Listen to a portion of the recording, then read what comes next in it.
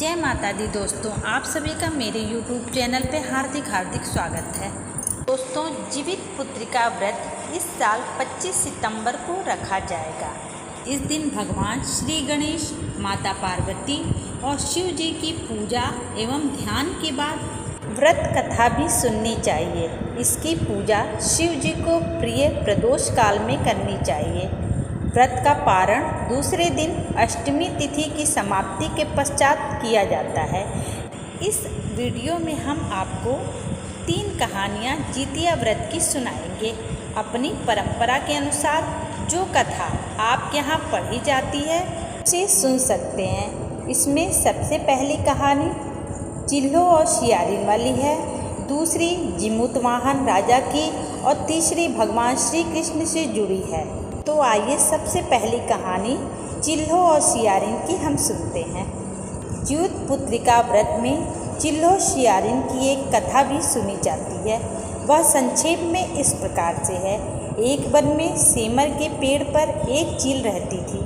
पास की झाड़ी में एक सियारिन भी रहती थी। दोनों में खूब पड़ती थी।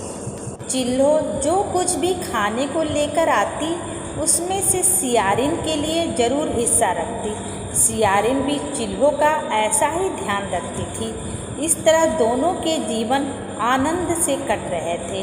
एक बार वन के पास गांव में औरतें जितिया के पूजा की तैयारी कर रही थी। चिल्हो ने उसे बड़े ध्यान से देखा और अपनी सखी सियारों को भी बताया। फिर चिल्हो सियारों ने तय किया कि वे भी यह व्रत करेंगी। सियारों और चिल्हो ने जितिया का व्रत रखा। बड़ी निष्ठा और लग्न से दोनों दिन भर भूखे प्यासे मंगल कामना करते हुए व्रत करती रहीं। मगर रात होते ही सियारिन को भूख प्यास सताने लगी। जब बर्दाश्त नहीं हुआ तो जंगल में जाके उसने मांस और हड्डी पेट भरकर खाया। चिल्हो ने हड्डी चबाने के कड़कड़ की आवाज़ सुनी तो पूछा कि यह कैसी आवाज़ है। सियारिन ने कहा, बहन, भूख के मारे पेट गुड़गुड़ा रहा है, यह उसी की आवाज़ है। मगर चिल्हो को पता चल गया। उसने सियारिन को खूब लताड़ा कि जब व्रत नहीं हो सकता तो संकल्प क्यों लिया था। सियारिन लजा गई, पर व्रत भंग हो चुका था। चिल्हो रात भर भूखे प्यासे रहकर व्रत पूरा किया। अगले जन्म में दोनों मनुष्य रूप में राजकुमारी बनकर सगी बहनें हुई। सियारिन बड़ी बहन हुई और उसकी शादी एक राजकुमार से हुई। चिल्हो छोटी बहन हुई और उसकी शादी उसी के राज्य के मंत्री पुत्र से हुई। बाद में दोनों राजा और मंत्री बने। सियारिन रानी के जो भी बच्चे होते वे मर जाते, जबकि चिल्हो के बच्चे स्वस्थ और हट्टे कट्टे रहते। इससे उसे जलन होती। उसने कभी उनका सर कटवाकर डब्बे में बंद करा दिया, पर वह शीश मिठाई बन जाती और बच्चों का बाल तक बाका न होता। बार बार उसने अपनी बहन के बच्चों और उसके पति को मारने का प्रयास भी किया, पर सफल न हुई। आखिरकार दैव योग से उसे भूल का आभास हुआ। उसने क्षमा मांगी और बहन के बताने पर जीवित पुत्रिका व्रत विधि विधान से किया तो उसके पुत्र भी जीवित रहे। इस प्रकार भगवान ने चिल्हो और सियारिन के बच्चों को जीवित रखा और अपना आशीर्वाद प्रदान किया। उसी प्रकार सभी माताओं और बहनों के भी बच्चे हिष्ट पुष्ट और खुशहाल जिंदगी जिए। चिल्हो सियारिन की कथा यहीं पे समाप्त होती है। अगली कथा है जिमूतवाहन की। गंधर्वों के राजकुमार का नाम जिमूतवाहन था। वे बड़े उदार और परोपकारी थे। जिमूतवाहन के पिता ने वृद्धावस्था में वानप्रस्थ आश्रम में जाते समय इनको राज सिंहासन पर बैठाया, किंतु इनका मन राजपाट में नहीं लगता था। वह राज्य का भार अपने भाइयों को छोड़कर स्वयं वन में पिता की सेवा करने चले गए। वन में ही जिमूतवाहन को मलयवती नामक राजकन्या से भेंट हुई और दोनों में प्रेम हो गया। एक दिन जब वन में भ्रमण करते हुए जिमूतवाहन काफ़ी आगे चले गए, तब उन्हें एक वृद्धा विलाप करते हुए दिखे। पूछने पर वृद्धा ने रोते हुए बताया, मैं नागवंश की स्त्री हूँ, मुझे एक ही पुत्र है। पक्षीराज गरुड़ के कोप से मुक्ति दिलाने के लिए नागों ने यह व्यवस्था की है कि वे गरुड़ को प्रतिदिन भक्षण हेतु एक युवा नाग सौंपते हैं। आज मेरे पुत्र शंखचूड़ की बलि का दिन है। आज मेरे पुत्र के जीवन पर संकट है और थोड़ी देर बाद ही मैं पुत्र विहीन हो जाऊंगी। एक स्त्री के लिए इससे बड़ा दुख क्या होगा कि उसके जीते जी उसका पुत्र ना रहे। जिमूतवाहन को यह सुनकर बड़ा दुख हुआ।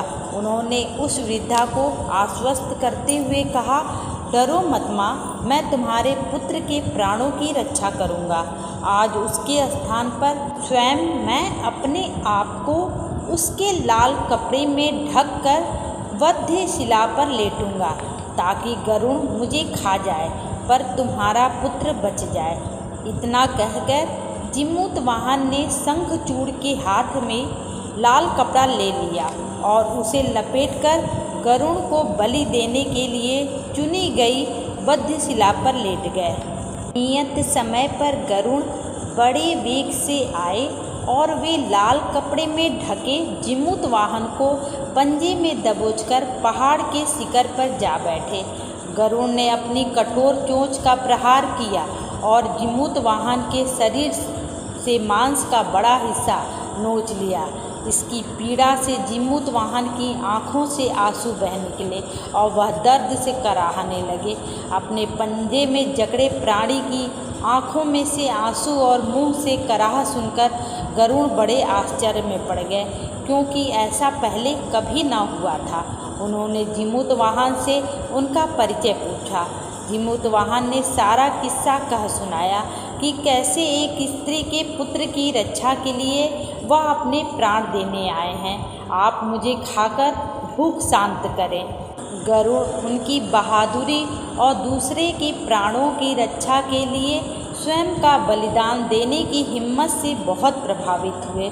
उन्हें स्वयं पर पछतावा होने लगा और वह सोचने लगे कि यह एक मनुष्य है जो दूसरे के पुत्र की रक्षा के लिए स्वयं की बलि दे रहा है, और एक मैं हूँ जो देवों के संरक्षण में हूँ किंतु दूसरों की संतान की बलि ले रहा हूँ। उन्होंने जिमूतवाहन को मुक्त कर दिया। गरुड़ ने कहा, हे उत्तम मनुष्य, मैं तुम्हारी भावना और त्याग से बहुत प्रसन्न हूँ। मैंने तुम्हारे शरीर पर जो घाव किए हैं उसे ठीक कर देता हूँ। तुम अपनी प्रसन्नता के लिए मुझसे कोई वरदान मांग लो। राजा जिमूतवाहन ने कहा कि हे पक्षीराज, आप तो सर्व समर्थ हैं। यदि आप प्रसन्न हैं तो वरदान देना चाहते हैं तो आप सर्पों को अपना आहार बनाना छोड़ दें। आपने अब तक जितने भी प्राण लिए हैं उन्हें जीवन प्रदान करें। गरुड़ ने सबको जीवन दान दे दिया और नागों की बलि न लेने का वरदान भी दिया। इस प्रकार जिमूतवाहन के साहस से नाग जाति की रक्षा हुई। गरुड़ ने कहा, तुम्हारी जैसी इच्छा वैसा ही होगा। हे राजा, जो स्त्री तुम्हारे इस बलिदान की कथा सुनेगी और विधि पूर्वक व्रत का पालन करेगी, उसकी संतान मृत्यु के मुख से भी निकल जाएगी। तब से ही पुत्र की रक्षा हेतु जिमूतवाहन की पूजा की प्रथा शुरू हो गई। यह कथा कैलाश पर्वत पर भगवान शंकर ने माता पार्वती को सुनाई थी। जीवित पुत्रिका के दिन भगवान श्री गणेश, माता पार्वती और शिव जी की पूजा एवं ध्यान के बाद ऊपर बताई गई व्रत कथा भी सुननी चाहिए। अगली कथा भगवान श्री कृष्ण की है, परंतु हम इसको अगले वीडियो में सुनाएंगे। अगला वीडियो ज़रूर देखें और प्लीज़ मेरे चैनल को लाइक, सब्सक्राइब और शेयर करना न भूलें। जय माता दी।